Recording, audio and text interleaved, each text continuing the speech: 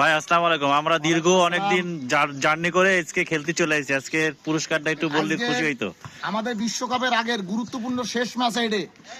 আজকের শেষ ম্যাচে আমাদের অনেক বড় একটা পুরস্কার রয়েছে। আজকের প্রথম পুরস্কার যারা জয় হবে তাদের এই গাড়ি। আজকে এই গাড়ি এই বোলেরো পুরস্কার। হ্যাঁ হ্যাঁ, এই জন্য গাড়ি মাঠে রাখা আছে। আজকের গাড়ি প্রথম পুরস্কার। ম্যান অফ দ্য ম্যাচ আজকে 50,000 টাকা। তালিয়া।